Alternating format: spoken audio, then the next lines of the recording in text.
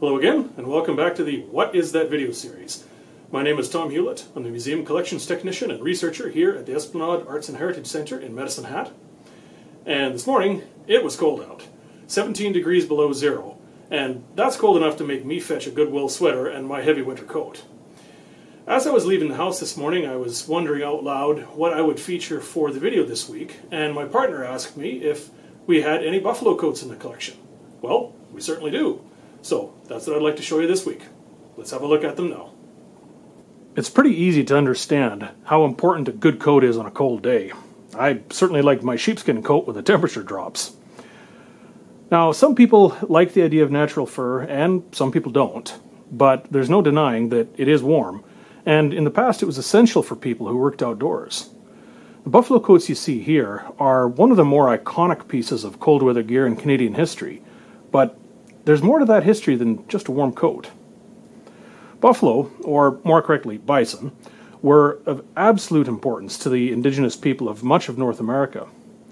Many of the indigenous plains people were buffalo hunters who relied on the herds for their food and various other materials such as bones, horns, hides, sinew, much of what they needed in daily life. These people, like the Blackfoot and the Cree peoples local here to Medicine Hat, had and still have a deeply spiritual connection with the buffalo. Well, as the non-Indigenous people pushed further and further west through the 19th century, the vast numbers of buffalo were eventually seen to be a tremendous resource. In the late 1860s and early 1870s, hunters began to take huge numbers of animals, shipping the hides and sometimes the meat east to the big cities. This was a time period of the Industrial Revolution, and leather was a necessary commodity. In particular, leather belting was necessary in the big mills to connect steam engines to the mechanical works such as woolen mills.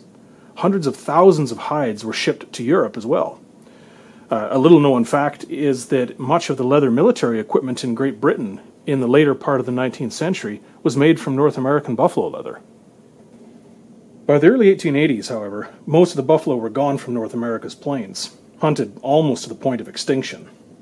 This was devastating for the indigenous people who had relied upon them, and that is another story and a hard one. So far as these buffalo coats here are concerned, though, the story takes a different turn. In the 1880s, there were quite a few people who were very worried that the buffalo would become extinct, and there were a number of herds that were rescued at that time. And our story here begins with an indigenous fellow by the name of Samuel Walking Coyote. He herded 7 orphan buffalo calves together and then took them near the Flathead Reservation in west central Montana and began raising a herd. In 1899, he sold 13 of these buffalo to 2 ranchers, Charles Allard and Michael Pablo, for some $2,000 in gold, a lot of money at the time. These ranchers spent more than 20 years assembling one of the largest herds of purebred buffalo in North America. In 1907, Michael Pablo offered the herd to the United States government, but they declined. He then struck a deal with the Canadian government, and they shipped a herd of some 400 animals temporarily to Elk Island National Park, east of Edmonton, then eventually transferred them to Buffalo National Park near Wainwright in 1909. And this is where the story of our 2 coats begins. Buffalo hides with the hair left on are usually referred to as robes, and they were very popular in the late 19th century for making long, warm coats like the ones you see here. One group that certainly used them on a regular basis were the Northwest Mounted Police, who eventually became the Royal Canadian Mounted Police. Some of their old coats were used for decades before finally wearing out. In the early 1930s, it was obvious that the Buffalo National Park herd had grown tremendously. In the 31 years the park existed, some 40,000 buffalo had been raised. So many, in fact, that they were starving. The government chose to gradually cull the herd, and once again, there were buffalo hides and buffalo meat on the market. The 2 coats we have here are actually not all that old. Both were made in the mid to late 1930s by the Prince Albert Fur Company in Prince Albert, Saskatchewan. I was quite surprised when I looked through the records we have and found that out. I'd thought that the buffalo coats were strictly a thing of the 19th century. The first coat I looked at, the one on the left, entered the museum collection in about 1970. we don't have much information on it, though it is in very good condition.